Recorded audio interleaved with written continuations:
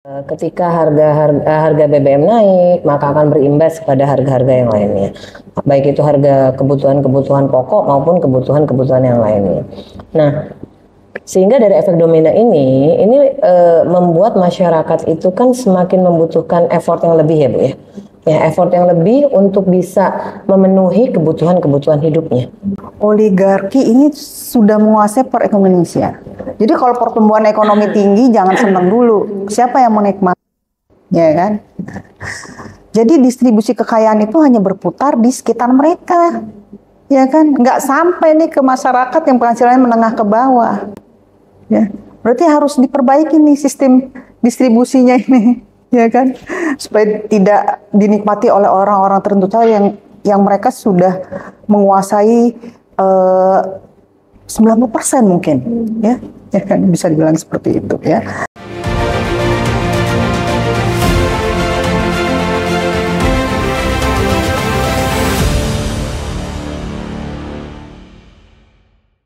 Bismillahirrahmanirrahim. Assalamualaikum warahmatullahi wabarakatuh. Jumpa lagi di Ruang Muslimah, pemirsa YouTube channel Megapolitan News Forum.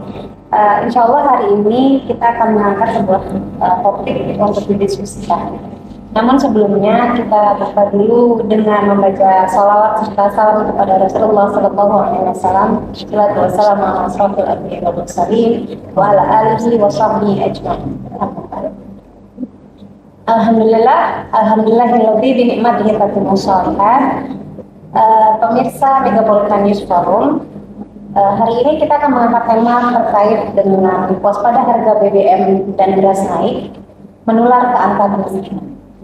Nah, bersama saya hari ini sudah ada dua orang yang memang mumpuni di topik tersebut gitu ya. Nanti bersama-sama kita akan membahas dan mengupas terkait apakah memang ada korelasinya gitu. Apakah memang akan ada penularan ketika angka BBM dan beras naik kepada kemiskinan.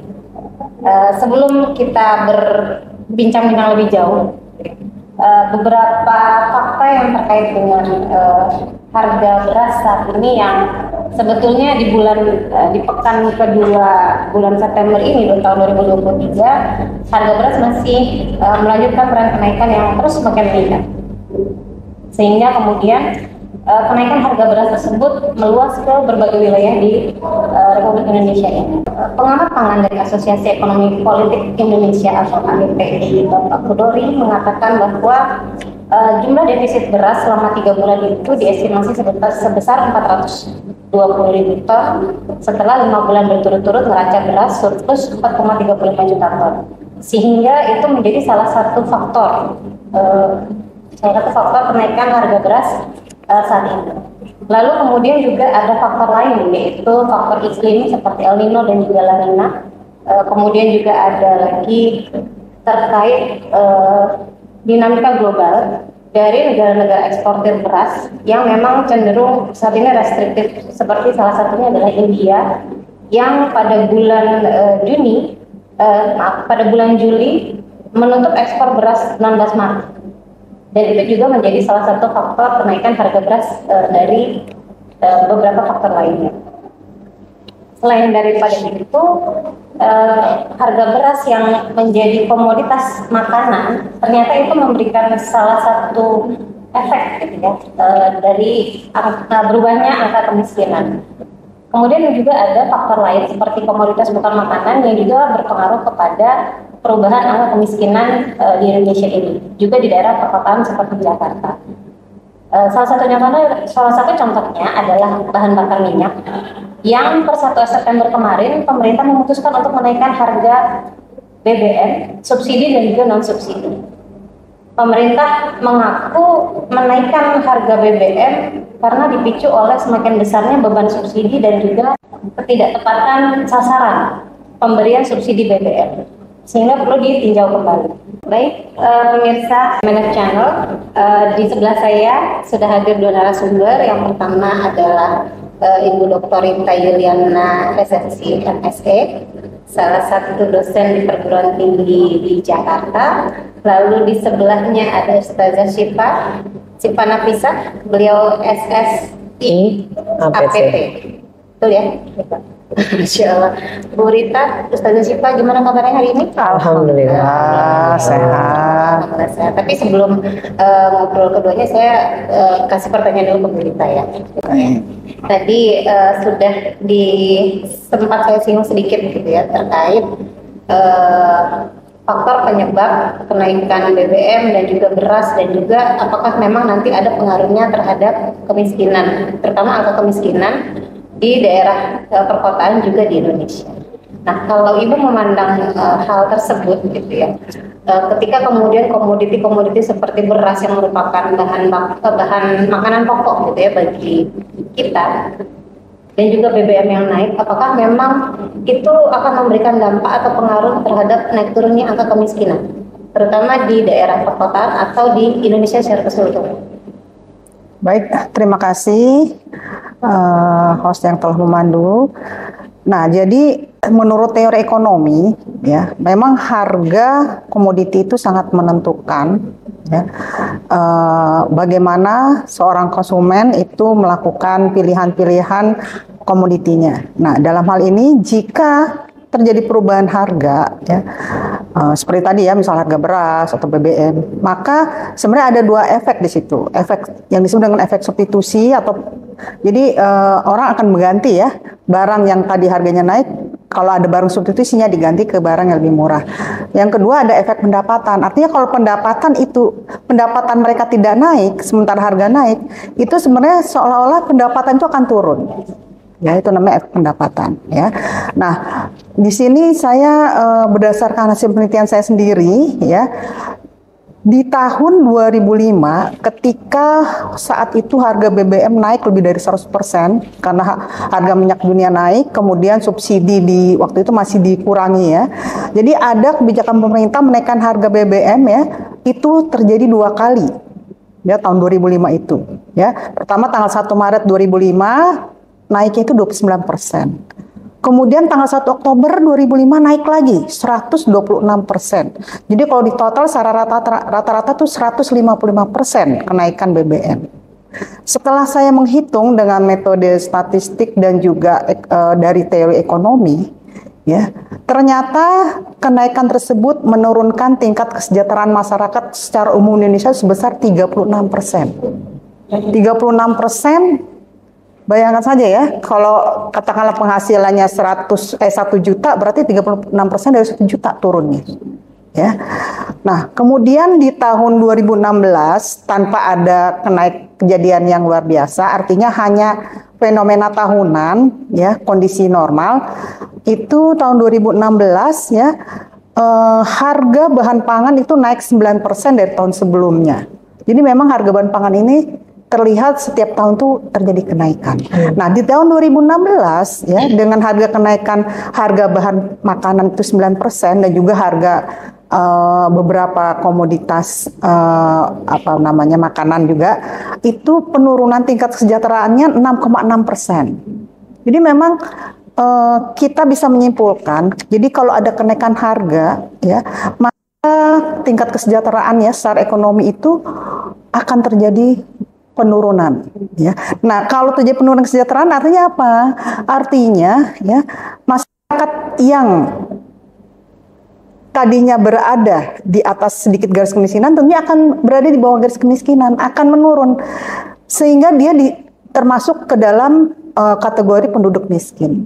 Dengan kata lain, ya, penduduk miskin akan bertambah atau meningkat. Ya, itu baru harga kenaikan BBM, ya. Sementara kenaikan BBM itu bisa menyebabkan dampak inflatoir. Artinya semua harga-harga barang akan naik karena kan itu menjadi BBM kan semua komoditas itu, ya, untuk angkutannya, untuk pasti menggunakan BBM.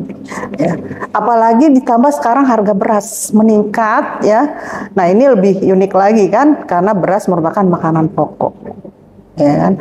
Nah, beras itu, ya, kalau secara ekonomi kita sebut dia mempunyai nilai elastisitas yang inelastis. Artinya kalaupun harga itu naik banyak, tapi penurunan ya permintaannya itu sedikit karena itu merupakan kebutuhan pokok, sehingga beban yang harus ditanggung oleh konsumen ya artinya pengeluaran dia untuk komoditas tersebut akan meningkat. Nah, bayangkan kalau pendapatan dia tidak meningkat ya, maka dia menjadi masalah dalam kehidupannya. Yaitu tadi akhirnya menurunkan lagi tingkat kesejahteraannya akan menurun lagi dan dia akan menjadi masuk ke dalam kategori penduduk miskin, Ya. gitu. Baik, jadi tadi memang terlihat sekali pengaruhnya ya Bu ya terhadap kemiskinan, terutama kesejahteraan tadi ya. Iya. Nah tadi Ibu membahas tentang efek inflatoir ya Bu ya. Ya. Nah tadi karena memang kenaikan BBM itu kan pasti akan menyebabkan inflasi juga naik ya Bu ya. Betul. Karena memang harga itu naik. Nah, salah satu alasan pemerintah itu kan memang karena dipicu beban subsidi yang besar, juga tidak tepat sasaran pemberian subsidi. Tapi kemudian pemerintah itu memberikan solusi, memberikan bantuan kepada masyarakat itu adalah hanya diberikan, bukan hanya ya, tapi diberikan bantuan langsung tunai, ya, atau bahkan memberikan subsidi upah. Gitu. Tadi kalau Bu ditanya sempat mengatakan bahwa memang ada kenaikan gaji gitu ya, misalkan apa dari kebijakan pemerintah gitu ya, biasanya kan pemerintah seperti itu ya. Tapi kan yang kalau kita lihat apakah memang hal tersebut solusi yang ditawarkan oleh pemerintah sebetulnya solutif gitu atau efektif? Nah, ini saya mau tanya bagaimana kemudian untuk itu terkait solusi yang diberikan oleh pemerintah, mengingat memang tadi gitu ya dampak inflatoir tadi gitu ya, tidak bisa dielakkan kenaikan harga itu tidak dielakkan. Baik, nah jadi tadi misalnya nih ya, pada tahun 2016 itu ada kenaikan harga bahan makanan tadi ya. Nah, saya melakukan skenario ya pada saat itu penelitian ya. Jika harga beras misalnya naik 10%, ya kan. Nah, agar masyarakat masih bisa memenuhi kebutuhan berasnya, maka mereka itu harus diberikan bantuan sebesar 20%. Jadi artinya harus diberi bantuan 20% dari pendapatannya dia, ya kan. Namun kalau kita hitung ya, BLT ya, bantuan langsung tunai ataupun subsidi upah yang diberikan sekarang ini, tentunya tidak sebesar apa yang tadi saya hitung, ya kan. Dan itu baru hanya untuk beras, belum untuk kebutuhan komoditas lain. Ya, saya hanya menghitung beras ya, ketika harga beras naik 10%, ya, sehingga untuk kebutuhan yang lain ya harus berarti lebih dari 20% gitu kan. Nah, dengan demikian bagaimana ya kan? Sampai kapan sebenarnya juga pemerintah sanggup nih memberikan bantuan itu tadi yang minimal 20% ya kan? Nah, bantuan itu sampai kapan?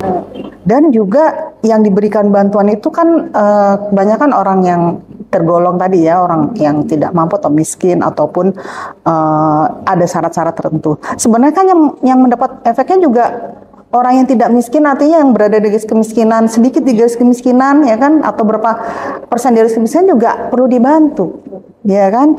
Artinya bukan hanya masyarakat yang miskin saja, gitu, tapi menengah ke bawah itu sudah merasakan, ya, dampak dari. Tapi bantuan itu, ya, belum mencukupi. Jadi menurut saya ya belum efektif ya bantuan seperti itu, walaupun ya kadang subsidi upah apa ada tambahan gitu kan ya, tapi kan masih belum mencukupinya gitu. Jadi tidak efektif kalau hanya, dan sampai kapan itu juga belum tahu ya gitu. Mungkin itu ya. Iya tadi ya, berarti kan memang sepertinya solusinya itu hanya temporer gitu ya. Ya betul. Bukan solusi permanen. Betul-betul memberikan solusi yang ya sudah akan memberikan menghilangkan permasalahan tadi. Betul. Ya. Mungkin saat itu terbantu. Ya, sementara gitu kan. hanya untuk menyambung nafas. Ya, betul. Nafas ya. Ya baik, tadi selain BLT tadi kita kan sudah bicara tentang BLT ya. Selain BLT kemudian untuk solusi kenaikan BBM, nah ini nih bukan terkadang ya, sering kita lihat gitu ketika kemudian harga beras itu naik, maka pemerintah itu biasanya untuk menekan harga beras itu membuka impor beras. Nah itu kan seperti itu ya Bu ya, untuk menstabilkan harga beras-beras di pasaran gitu. Jadi sehingga ketersediaan beras, karena biasanya kalau misalkan naik berarti kan ya agak susah kita untuk untuk membelinya masyarakat, apalagi yang kemudian tergolong miskin untuk membeli beras itu agak susah, bukan agak lagi, memang susah, sehingga kemudian pemerintah membuka keran impor dari beberapa negara untuk ketersediaan beras dan penyediaan beras murah. Nah, nah ini saya tanya lagi nih sama Bu Rita, ketika kita sebetulnya Indonesia itu pernah meraih gitu gelar, bukan meraih gelar, tapi kita pernah ada gitu menjadi negara swasembada beras dan bahkan bisa mengekspor beras sebetulnya kan Bu ya. Betul, ya. betul. Dan kita juga dikenal sebagai negara agraris gitu, negara agraria gitu. Nah, apakah kemudian solusi pemerintah yang seperti itu untuk menstabilkan harga beras dengan membuka keran impor memang sudah tepat gitu, untuk memberikan solusi kenaikan harga beras? Menurut Bu Rita Ibu? Baiklah, jadi begini ya, kalau kita dengarkan ya dari mungkin di berbagai berita media ya, massa ya, bahwa pemerintah alasan pemerintah impor beras ya, ini kita kalau ekonomi kan harga itu nanti ditentukan oleh supply dan demand ya, permintaan dan penawaran. Nah, jadi alasannya karena produksi padi dalam negeri itu menurun. Dari tahun 2018 itu menurun di tahun. Kemudian juga penurunan tadi sudah disebutkan ya, ada berbagai iklim dan sebagainya. Nah, jadi kalau ya kembali lagi nih penelitian saya ya terkait impor beras ya, saya melakukan waktu itu simulasi dengan 4 skenario. Artinya gini, kalau katakanlah Indonesia ini melakukan liberalisasi pasar beras ya, jadi menghilangkan kontrol pemerintah nggak ikut intervensi ya, jadi boleh impor beras tanpa kontrol ya kan, maka memang dapat meningkatkan konsumsi beras pada semua kelompok rumah tangga ya, terutama nih kelompok rumah tangga miskin maupun rumah tangga pertanian. Nah, tapi kita perlu hati-hati dalam mempertimbangkan liberalisasi pasar beras ini. Kenapa ya? Pertama ya, bahwa petani padi masih merupakan lapangan usaha utama ya di pedesaan, dan secara umum pedesaan itu lebih dari 50% ya hidup dari sektor pertanian. Bayangkan kalau dibuka secara liberalisasi ya kan, harga beras internasional itu lebih rendah dari harga dalam negeri. Nah, sehingga intervensi pemerintah itu masih diperlukan untuk menjaga kestabilan harga beras dalam negeri dengan harapan beri keuntungan petani. Ya. Kemudian pertimbangan lain ya, bahwa beras merupakan bahan makanan pokok masyarakat Indonesia dan belum ada barang penggantinya. Jadi walaupun ada diversifikasi pangan, ternyata perut orang Indonesia ya belum bisa mengganti dengan beras. Ya, bahkan Indonesia Timur ya yang tadinya memakan masih makanan sagu ataupun jagung ya, ternyata dari data yang terbaru ya, untuk mereka yang berpenghasilan tinggi, mereka sudah beralih ke beras. Ya, bukan lagi sagu atau jagung, termasuk di NTT ya, itu dari data terlihat bahwa mereka yang pendapatannya menengah ke atas justru makanan makanan pokoknya maksudnya itu adalah beras ya. Nah, sehingga ketersediaan beras ini harus diperhatikan tentunya ya kan. Nah, kemudian kaitan tadi ya pasar dunia ya. Nah, Indonesia kan sebenarnya juga negara pengimpor beras, walaupun dia pernah subsidi, pernah swasembada dan dia mengekspor beras, tapi tetap mengimpor. Namanya kita kan negara open ekonomi ya, maksudnya negara terbuka. Ekspor impor ya kan untuk perdagangan ya. Tapi di sini artinya dengan adanya ekspor impor itu kan berarti mempengaruhi harga internasional. Hati-hati dengan harga di pasar internasional ya. Nah, ini pasti akan berpengaruh ke pasar dalam negeri, ya. Kemudian juga ya hati-hati dengan ya termasuk dengan variabel makroekonomi lainnya, ya, cadangan valuta asing, ya, kemudian juga neraca perdagangan. Nah, berarti ya pemerintah masih harus ya melakukan intervensi, harus menentukan nih, mengendalikan ya harga beras ini, ya. Karena juga beras merupakan komoditas strategis, ya. Komoditas strategis yang sangat menentukan kondisi ekonomi, sosial, dan politik. Ini loh beras, ya.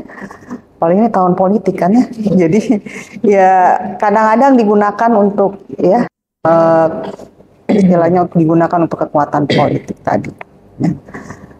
Kemudian yang alasan lainnya ya bahwa harga beras ini dapat mengaruhi harga pangan lain dan juga harga non pangan, ya. Dan harga beras ini berkontribusi besar loh dalam laju inflasi, ya, kenaikan harga-harga ya, laju inflasi dan juga garis kemiskinan. Ya, data terbaru bahwa kontribusi beras terhadap garis kemiskinan itu sebesar 19,35% di perkotaan loh ini, ya. Nah, jadi ketersediaan dan keterjangkauan beras ya itu dapat menyebabkan ya artinya permasalahan yang ada kaitannya itu akan menyebabkan kerusuhan sosial tentunya, ya kan, sehingga harus membuat kebijakan untuk menstabilkan harga beras dan juga ketersediaan harga beras ini sangat penting jadi berasnya. Nah, mungkin itu saja hal yang terkait dengan impor tadi. Baik.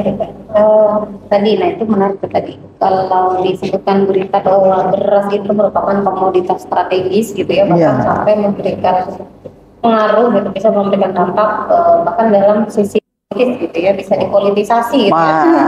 Politisasi beras gitu, ternyata sampai seperti itu. Menurut ini kan berita juga ada penelitiannya juga gitu ya. Jadi ini mungkin sebenarnya banyak sekali sebenarnya pertanyaan yang mau ditanyain ke berita sebetulnya ya. Mungkin dengan waktu yang lebih panjang lagi ya. Ya mungkin secara muslimah ini adalah pertanyaan terakhir sebetulnya buat berita ya.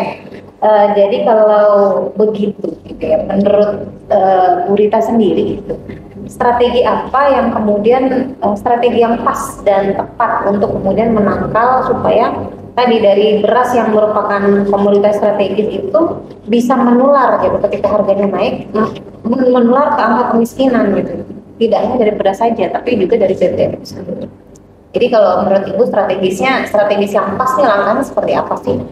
Nah ini ya kita sering mendengar istilah oligarki. Nah ya, oligarki ini sudah menguasai perekonomian Indonesia. Jadi kalau pertumbuhan ekonomi tinggi jangan senang dulu. Siapa yang menikmati? Ya kan?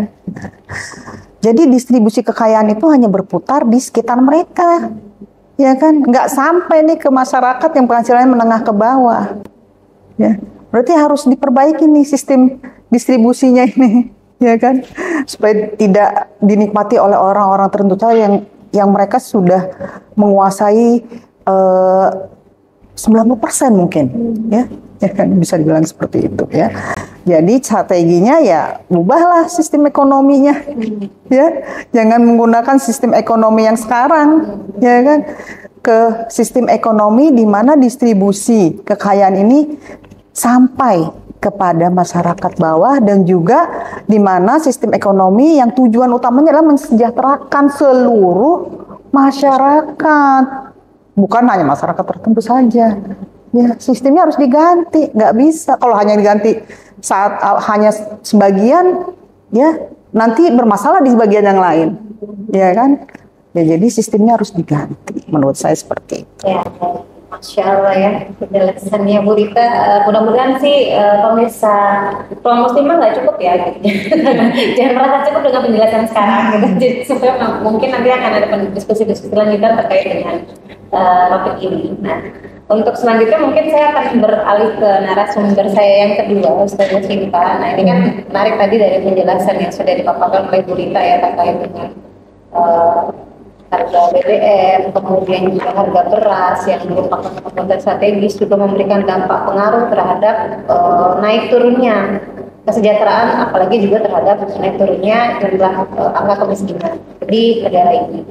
Nah, berbicara tentang tadi, gitu ya, sebetulnya di dalam Islam sendiri, kita dalam kacamata Islamnya sendiri, gitu ya, sebetulnya ada nggak sih definisi miskin? Miskin di dalam Islam itu seperti apa definisinya? Ya. Ya. Baik. Bismillahirrahmanirrahim. Assalamualaikum warahmatullahi wabarakatuh. Baik pemirsa, tadi seperti yang disampaikan oleh Bu Rita, gitu ya, bahwa efek domino itu terjadi ya Bu ya. Ya, ketika harga BBM naik, maka akan berimbas pada harga-harga yang lainnya. Baik itu harga kebutuhan-kebutuhan pokok maupun kebutuhan-kebutuhan yang lainnya.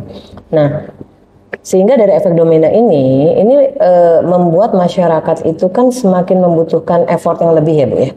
Ya, effort yang lebih untuk bisa memenuhi kebutuhan-kebutuhan hidupnya.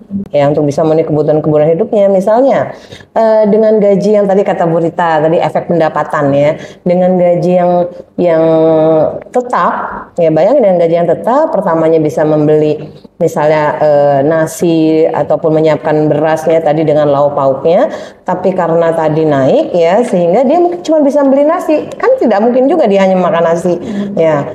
Apalagi tadi dikatakan memang rata-rata masyarakat Indonesia itu kayaknya kalau belum nasi itu belum nendang gitu ya, belum makan, ya. Jadi mereka harus butuh lagi, terus gimana? Padahal gajinya mereka tetap. Ya, sehingga kan ini akan membuat masyarakat itu kan memang semakin sengsara gitu ya. Apalagi dengan definisi kemiskinan di Indonesia itu kan kemiskinan biasa, yang itu sekitar 15 ribuan ya pendapatannya per hari ya, dengan kemiskinan yang ekstrim itu yang 10 ribuan ya. Bedanya 5 ribu ya Bu ya, kalau kita pukul rata lah istilahnya ya. Bedanya 5 ribu ya. Tapi ini kan berarti kan jauh dari sejahtera ya, jauh dari sejahtera, jauh dari definisi kesejahteraan menurut Islam ya.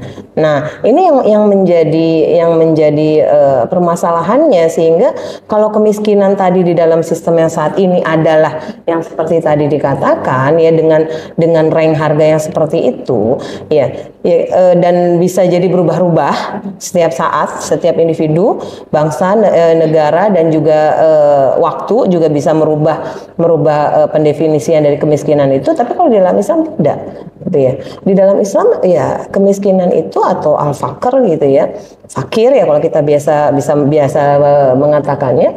Kalau di dalam Islam itu adalah orang yang membutuhkan, ya, orang yang membutuhkan kepada sesuatu gitu ya, dimana dia dikatakan miskin itu ketika dia tidak bisa memenuhi kebutuhan pokoknya.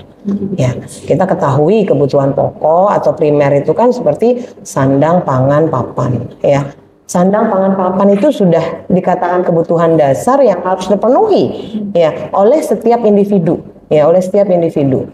Nah, jadi ketika sandang, pangan, papan itu tidak bisa dia penuhi, maka kalau di dalam Islam pada waktu manapun itu dikatakan sebagai orang yang miskin tadi. Berarti dia butuh untuk dibantu, gitu ya. Berarti dia butuh dibantu oleh negara, gitu ya. Nah, ini berbeda sekali dengan definisi yang tadi kita katakan kemiskinan di dalam sistem yang ada saat ini, gitu ya. Jadi kalau tadi dikatakan Bu Rita, ketika ada kenaikan harga maka sejahtera itu turun, ya kan? Ketika ada kenaikan harga maka sejahtera otomatis itu menurun ya tingkatnya. Ya, jadi kemampuan seseorang untuk memenuhi kebutuhan hidupnya yang primer saja dia sudah susah, apatah lagi memenuhi kebutuhan yang lainnya, gitu ya. Nah, jadi gitu ya definisi di dalam Islam itu ya, ketika dia tidak terpenuhi kebutuhan pokoknya, kebutuhan dasarnya, sandang, pangan, papannya ya. Nah, itu dikatakan miskin, dikatakan al-fakir kalau di dalam Islam. Baik. Nah, terkait tadi definisi miskin di dalam Islam, kan tadi ketika Bu Rita juga menjelaskan, kemudian juga memang fakta bahwa kenaikan harga beras, lalu kemudian masyarakat itu tidak mampu atau daya belinya kemudian semakin berkurang, atau nanti malah pos-pos pengeluaran mereka habis untuk membeli bahan pokok seperti misalkan beras tadi. sebetulnya ketika pemerintah melakukan tadi ada impor beras supaya kemudian harga itu bisa ditekan, gitu ya, harga itu bisa ditekan dan diturunkan.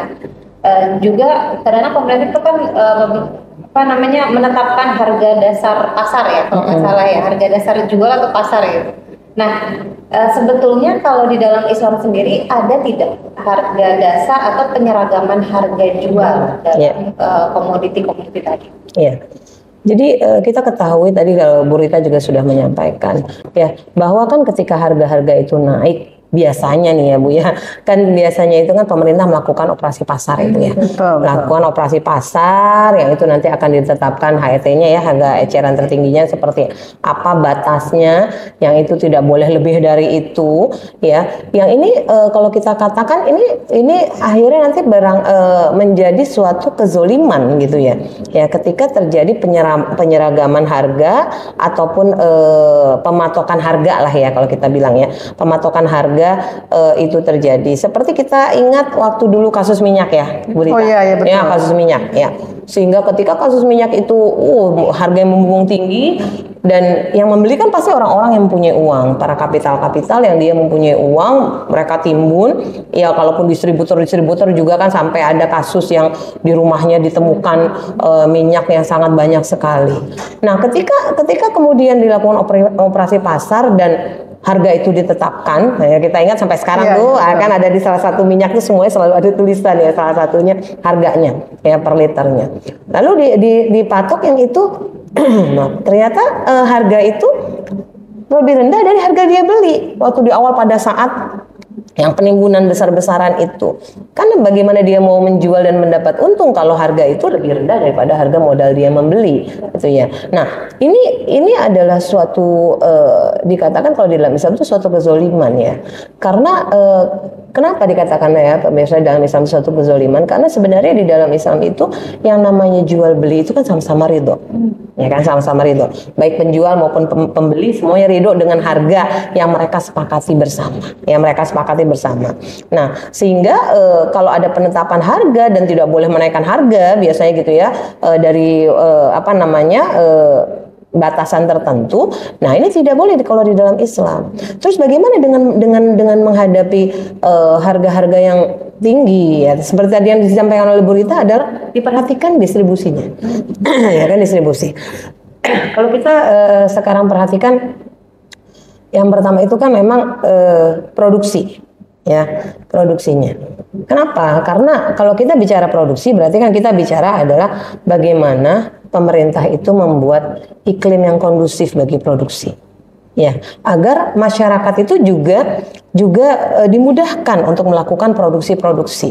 Ya, untuk melakukan produksi-produksi terhadap suatu barang ataupun jasa ya. Jadi produksi-produksi itu kan sehingga di situ kita ketahui bahwa pemerintah itu memberikan jalan ya. Kalau kita kenal bicara ketahanan pangan itu kan ada ekstensifikasi, ada intensifikasi gitu ya. Yang di situ harusnya pemerintah itu kalau misalnya sekarang bagaimana petani itu bisa mendapatkan bibit yang murah, bibit yang unggul dan juga terjangkau kalau ternyata bibit itu sekarang mahal. Terus udah gitu pupuk juga gitu ya Bu ya, mahal. Artinya untuk mereka produksi menghasilkan kualitas yang baik aja mereka susah ya. Belum lagi kalau kita lihat dari sisi lahan. Ya, dari sisi lahan. Sekarang lahan-lahan yang memang akhirnya yang itu harusnya untuk pertanian, yang itu cocok diganti oleh pemerintah menjadi lahan-lahan untuk pembangunan ya, bangunan-bangunan. Nah, yang itu mereka padahal mereka membutuhkan lahan-lahan itu untuk mereka bisa mengembangkan produksinya. Nah, ini tidak diperhatikan ya oleh pemerintah ya. Apalagi sekarang dengan banyaknya harusnya dari sisi riset ya, banyak melakukan riset dan lain sebagainya. Nah, itu juga harusnya dilakukan oleh pemerintah. Itu dari sisi produksi. Kemudian juga dari sisi distribusi. Rantai distribusi ini kan harus tetap dilakukan oleh negara. Artinya tadi dikatakan bahwa jangan sampai distribusi itu hanya berputar di orang-orang kaya saja. ya kan? Artinya bagi orang-orang yang rakyat biasa gitu ya, itu mereka tidak mendapatkan atau kesulitan dalam mendapatkan. Jadi kalau dalam Islam itu distribusi itu harus sampai ke individu per individu. Ya, harus terjamin mereka individu per individu. Bukan hanya tersedia di pasar. Kalau mereka nggak punya uang untuk membelinya, kan sama aja mereka tidak bisa mencukupi kebutuhan pokok itu. Nah, kemudian juga memastikan, negara itu memastikan, karena negara di sini berfungsi bukan hanya kalau saat ini negara berfungsi sebagai regulator ya, menjadikan ini sebagai lahan bisnis. Ketika ini bermanfaat, mendatangkan cuan gitu ya, mereka akan terjun di sana. Ya, padahal kalau di dalam Islam yang namanya pengaturan produksi, distribusi itu untuk kesejahteraan dari rakyat ya. Nah, jadi pengawasan yang ketat terhadap produksi dan juga distribusi ini ya, ini bukan yang harusnya dilakukan ya, bukan dengan pematokan harga seperti tadi, karena pematokan harga itu adalah sebuah kezoliman dan itu memang haram hukumnya. Baik. Ya memang, jadi memang harus ada ridho antara penjual dan pembeli gitu ya. Iya. Ya. Insya Allah ya. Tadi terkait distribusi, kemudian pengawasan tepat sasaran dari target-target yang nanti akan distribusi, kemudian pendampingan dari pemerintah gitu ya kepada baik produsen maupun distributor, apalagi juga terhadap rakyat gitu ya.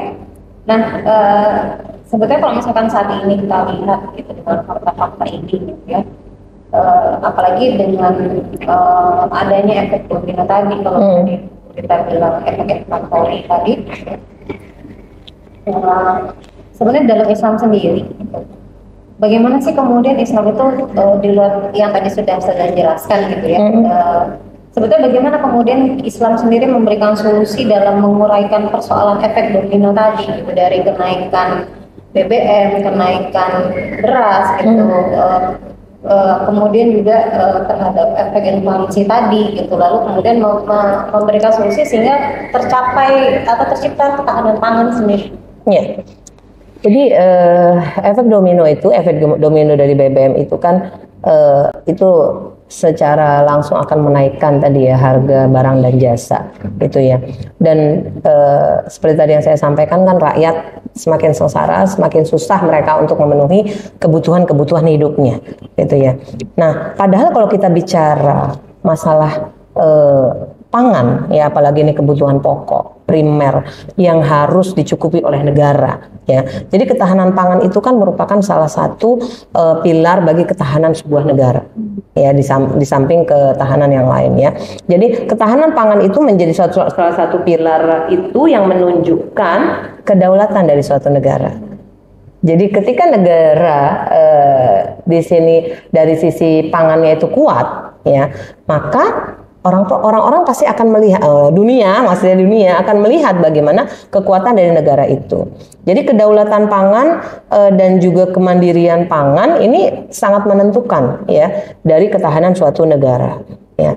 Dimana kedaulatan pangan itu yang pertama itu mereka memang harus mampu mandiri untuk memenuhi kebutuhan pangannya ya. Itu mutlak dilakukan oleh suatu negara. Apalagi tadi kalau dikatakan host ya, dikatakan Bu Putik bahwa Indonesia apalagi negara agraris yang otomatis memang sampai dikatakan apa, kalau ngelempar kayu tuh kayak singkong langsung tumbuh. Apalagi di Indonesia semuanya dipakai ya, orang-orang Indonesia itu ya, dari singkongnya, daunnya, singkongnya sendiri semuanya digunakan. Artinya lahan yang subur ini yang harusnya itu menjadi salah satu menjadi sumber yang baik untuk ketahanan pangan itu terjadi. Jangan sampai ada istilah tikus mati di lumbung padi ya pemirsa ya.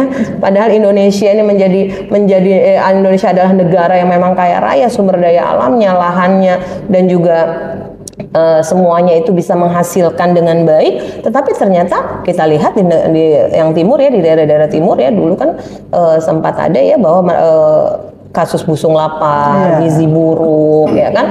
Itu kan berarti kenapa negara ini tidak bisa mengelola itu gitu loh, mengelola kekayaan alam yang sudah ada untuk diberikan lagi kepada rakyatnya. Nah ya, jadi mampu mandirinya itu belum ada gitu ya. Nah yang kedua dari sisi kebijakan pangan yang ada saat ini memang sudah diintervensi oleh oligarki yang tadi Bu Rita sampaikan ya, oleh perusahaan-perusahaan swasta, kartel-kartel ya, yang memang mereka itu mempunyai kepentingan karena negara di dalam sistem yang ada saat ini itu hanya sebagai regulator.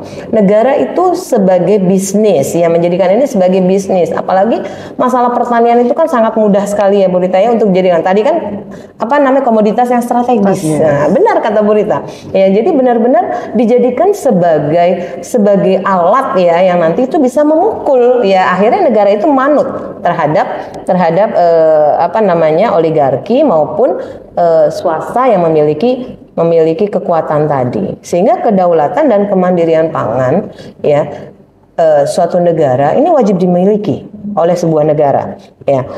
Karena apa? Karena ketika suatu negara itu sudah senang, hobi ya Bu Rita, hobi melakukan impor. Nah, jadi menjadi negara pengimpor, padahal tadi berasnya harusnya malah bisa mengekspor, ini malah menjadi negara pengimpor, entah itu beras, entah itu kedelai dan lain sebagainya ya. Nah, ini menunjukkan ketahanan negara tersebut, ketahanan pangan ya negara tersebut itu sangat lemah ya. Kita bisa melihat bagaimana Amerika Serikat ya, bagaimana Amerika Serikat ya yang mereka memproduksi gandum sendiri dan juga kedelai. Makanya dulu sempat pas pada saat tahu tempe naik ya, bahan dasar dari pembuatan tahu tempe yang itu merupakan makanan yang paling minim lah istilahnya, semua lapisan rakyat itu suka, itu ketika tinggi kan. Sampai sekarang juga masih tinggi ya. Kalau kita dulu bisa belinya berapa, sekarang berapa untuk tahu tempe. Ya, itu untuk tahu tempe, belum lagi tadi yang ketika beras ya. Jadi ketahanan dengan swasembada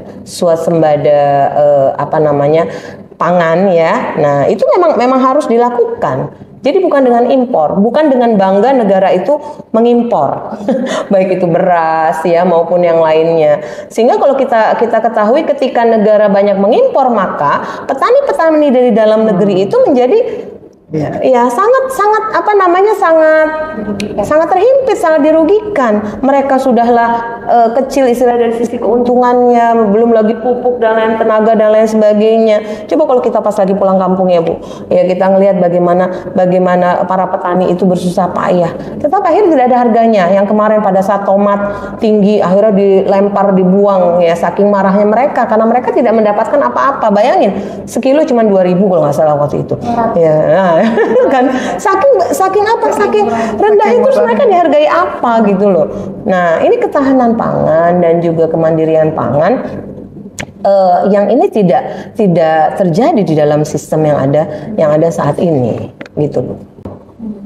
Iya, ya, insya Allah ya. Jadi memang ketahanan pangan itu baru dari satu komoditi seperti beras saja udah langsung imbasnya itu luar biasa gitu, ketahanan pangan negara gitu. Tadi seperti kata Bu Rita ya tadi menjelaskan bahwa memang bahan pokok kita dan itu menjadi komoditi strategis kita gitu ya, sehingga imbasnya itu bisa kemana-mana sampai ke politik. Saya jadi ingat kan kita sama-sama alumni pertanian ya. Jadi saya ingat di salah satu mata pelajaran, jadi salah satu mapel itu kuliah itu kita disuruh merancang sebuah sawah di tanah bayangan imajinari itu, dan ketika dihitung-hitung untuk produksi dan lain-lain harusnya petani itu bisa mendapatkan keuntungan sekian miliar di atas kertas. Tapi kan ternyata pada kenyataannya enggak terjadi gitu. Dan harusnya petani itu menjadi salah satu profesi yang diminati banyak orang. Betul. Karena memang itu pemasukannya luar biasa. Itu baru dari misalkan 1 hektar aja gitu. Belum nanti kalau misalkan tanamannya macam-macam gitu. Tapi ternyata fakta di lapangan tidak seindah gambaran rencana tadi gitu. Nah, ini mau saya kaitkan nih sama dengan Ustazah Sipa gitu ya. Tadi Bu Rita juga sudah menguraikan tentang bagaimana kemudian naik turunnya beras itu berpengaruh kepada naik turunnya kesejahteraan juga kemiskinan. Ya. Bahkan sampai tadi kalau Ustazah bilang ada kemiskinan ekstrim gitu, hanya berbeda 5.000. 5.000 kan dapat gorengan satu ya, sekarang itu dapat gorengan satu. Nah, karena kemudian adanya kenaikan harga, bisa jadi kemudian angka kemiskinan ini bisa jadi meningkat gitu ya Bu Rita ya. Atau bahkan tadi gitu, mungkinkah ada definisi kemiskinan yang baru gitu, di bawahnya yang ekstrim gitu ya. Nah, sebetulnya ada nggak dari tadi solusi-solusi yang sudah dijabarkan oleh Ustazah Syifa dan juga tadi Bu Rita ya. Tapi ini saya tanya dulu ke Ustazah Syifa gitu ya, juga sekaligus penutup dari Ustazah Syifa. Mungkin ada tidak solusi yang memang bisa memberikan memberikan jawaban tuntas gitu, sampai kemudian permasalahan itu akarnya itu memang kalau sakit tumor ya memang akarnya itu ya sampai dicabut gitu, sampai bersih tumornya gitu. Solusinya seperti apa yang kemudian bisa menyelesaikan secara tuntas dalam Islam tadi? Iya, pangan itu kan memang menjadi salah satu kebutuhan pokok tadi ya, kebutuhan pokok yang memang harus dipenuhi dan itu menjadi kewajiban negara ya. Di dalam Islam negara itu kan disebut dengan khilafah gitu ya. Ya. Jadi tugas negara adalah menjamin kesejahteraan rakyat. Nah, ini tugas negara adalah menjamin kesejahteraan rakyat. Ya. Seorang khalifah itu wajib bertanggung jawab terhadap rakyatnya. Ya. Individu per individu. Ya, bukan sekelompok rakyat, tapi individu per individu itu harus benar-benar terjamin ya kesejahteraannya ya. Rasulullah SAW bersabda ya, al imamu ra'in wa huwa mas'ulun an ra'iyatihi, bahwa seorang imam itu adalah sebagai ra'in, sebagai pelayan, pengurus gitu ya. Pengurusnya apa? Pengurus rakyatnya ya, yang dia itu wahwa mas'ulun, yang dia itu bertanggung jawab an ra'iyatihi, terhadap rakyatnya.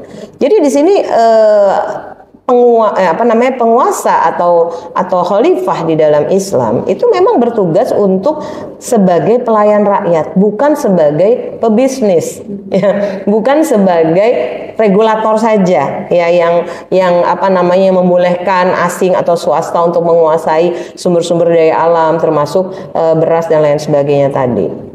Nah, maka seorang khalifah karena tadi fungsinya sebagai ra'in dan juga fungsinya sebagai junnah atau pelindung ya bagi rakyatnya, maka sudah menjadi kewajiban bagi seorang khalifah itu ya, dia menjamin ya berjalannya proses tadi ya produksi dan juga menjaga ketersediaan pangan ya, menjaga ketersediaan pangan atau stok pangan lah ya, stok pangan itu ada.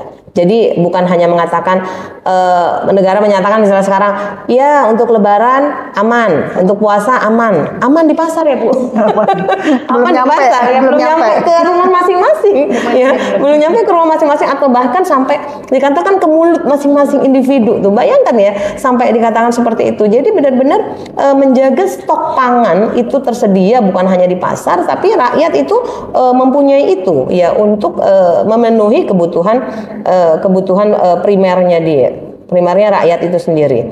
Nah, kemudian juga yang kedua tadi, yang pertama ya tadi ya produksi, yang kedua adalah distribusi dan juga stabilitas harga. Yang itu tadi yang sampai dikatakan oleh Bu Rita adalah supply and demand ya, kebutuhan ya, dan juga supply barangnya itu ada atau tidak ya. Nah, ini kan sangat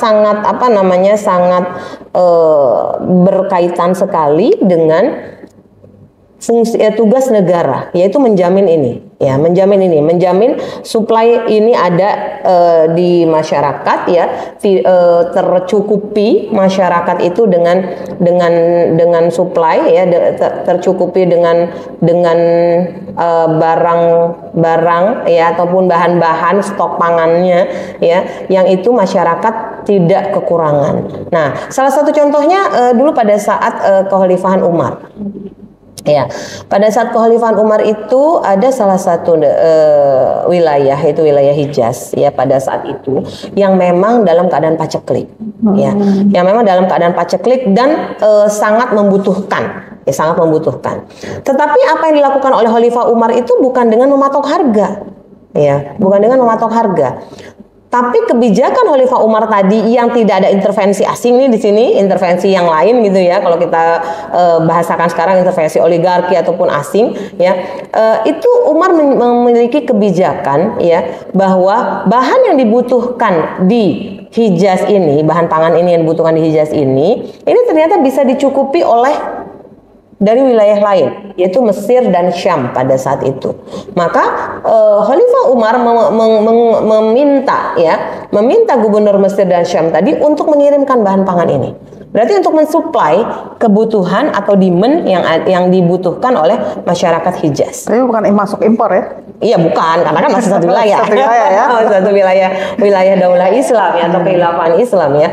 Nah, jadi pada saat itu kebijakan Umar. Nah, sehingga paceklik itu ya terurai sedikit demi sedikit, dan akhirnya memang seperti biasa lagi ya, sejahtera lagi ya, karena tadi supply and demand itu semuanya bisa dipenuhi ya oleh negara. Nah, dan di dalam Islam juga jurang si kaya dan si miskin itu memang tidak seperti sekarang ya, dimana kita tahu orang aja susah cari makan tadi ya, susah untuk istilahnya sepiring nasi aja susah untuk mencarinya. Tapi di sisi lain yang kaya, yang crazy rich gitu ya kan berlimpah-limpah, makanan dibuang-buang. Nah, kan kalau kita lihat kan dari sisi seperti ini saja, di dalam Islam itu berbeda sekali dengan pandangan yang saat ini ya, antara si kaya dan si miskin, yang jurangnya kaya semakin kaya, yang miskin ya semakin melarat ya, apalagi dengan penentuan tadi kemiskinan ekstrim tadi tuh jadi membuat yang miskin itu benar-benar semakin melarat pada kondisi itu ya. Jadi kalau di dalam Islam dengan tugas seorang khalifah tadi sebagai ro'in, sebagai pelayan umat, dan juga sebagai junah, sebagai pelindung,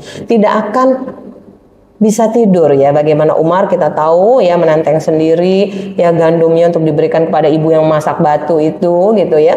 Ya, itu kan berarti menunjukkan pemimpin di dalam Islam itu benar-benar bertanggung jawab terhadap kesejahteraan rakyatnya. Tidak seperti yang ada saat ini.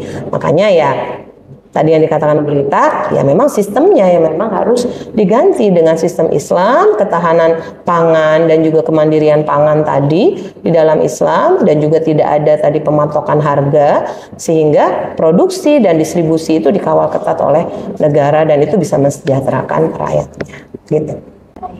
Insya Allah ya, hari ini pemirsa Ruang Muslimah, dari perbincangan kita yang tidak singkat dan juga tidak ringan karena ternyata dari beras saja gitu ya, dari beras, kemudian dari BBM yang merupakan kita lihat adalah komoditas strategis yang itu nanti akan sangat berpengaruh terhadap kesejahteraan masyarakat.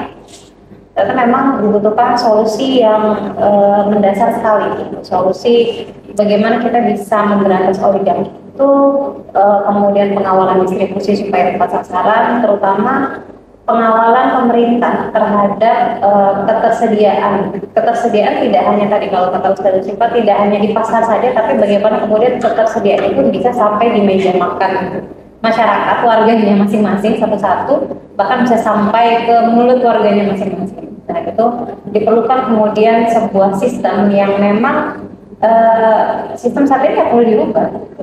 Karena memang sistem saat ini ya bisa kita lihat dan juga sudah kita rasakan lama, sistem saat ini memang mendukung sekali adanya oligarki dan ketidakmerataan distribusi. Baik, sebelum kita akhiri diskusi kita hari ini, saya akan meminta dua narasumber saya masing-masing untuk memberikan closing statement singkat ya kepada pemirsa MNF Channel. Kepada Bu Rita mungkin pertama saya minta dulu closing statement. Silakan Bu Rita. Ya, baik, terima kasih pada Bu Utik ya sebagai host. Tadi kita sudah diskusi ya bahwa memang dua komoditas ini yaitu BBM ya, bahan bakar minyak dan juga beras itu sangat mempengaruhi kesejahteraan masyarakat ya. Dimana kalau harganya semakin meningkat ya, maka ya akan menurunkan kesejahteraan. Ya. Kemudian juga bahwa dengan adanya ya penguasa-penguasa tertentu ya yang menguasai perekonomian ya sehingga keuntungan yang mereka raih itu ya menjadikan tadi ya ketimpangan yang sangat tinggi. Berarti di sini harus ada ya yang diubah ya. Bukan hanya sekedar parsial atau bagian-bagian, ya, tapi harus diubah secara keseluruhan, ya. Jadi harus ada sistem alternatif nih, ya, karena sistem yang sekarang ini sudah tidak bisa menjamin lagi. Ya. Jadi harus ada sistem alternatif yang lebih baik, ya, yang tadi ya menjamin kesejahteraan sampai ke individu-individu tadi yang seperti Bu Sipa katakan. Jadi dari saya itu, ya, bahwa sistem yang sekarang sudah tidak bisa lagi menjamin individu mendapatkan memenuhi kebutuhannya secara keseluruhan gitu. Mungkin itu saja. Ya, baik. Mungkin selanjutnya langsung ke Sipa. Ya, baik pemirsa, dari yang sudah disampaikan tadi bahwa sistem alternatif itu tidak lain dan tidak bukan adalah Islam. Ya, sistem yang berasal dari Al-Khaliq, sistem yang sempurna yang bisa menyelesaikan semua permasalahan termasuk permasalahan pangan ya, kenaikan harga beras dan juga BBM tadi ya, sehingga di dalam Islam ya setiap individu per individu ya semuanya terjamin kesejahteraannya. Ya bukan hanya tersedia di pasar tapi terjamin oleh individu masing-masing gitu ya, yang mereka itu di situ dalam kategori sejahtera. Berarti dengan sistem Islam itu akan menuntaskan kemiskinan yang ada. Mungkin itu saja. Baik, pemirsa muslimat yang dirahmati oleh Allah. Masya Allah tadi diskusi yang sudah dilakukan oleh Bulita dan juga dengan Ustaz Sipa luar biasa sekali. Ternyata memang beras dan juga BBM yang berkaitan erat dengan kemiskinan itu memang membutuhkan sebuah solusi alternatif dan juga sebuah sistem alternatif yaitu Islam. Dan semoga dari perbincangan tadi dan juga diskusi tadi pemirsa Ruang Muslimah MNF Channel bisa mendapatkan ibrah dan juga bisa mendapatkan ilmu dari yang kita diskusikan. Baik, kita akhiri diskusi kita tutup dengan istighfar, alhamdulillah dan kafaratul majelis. Assalamualaikum warahmatullahi wabarakatuh. Hamdika asyhadu an la ilaha illa anta astaghfiruka wa atubu ilaik. Wabillahi taufiq wal hidayah wa ridha wal hidayah. Assalamualaikum warahmatullahi wabarakatuh. Waalaikumsalam warahmatullahi wabarakatuh.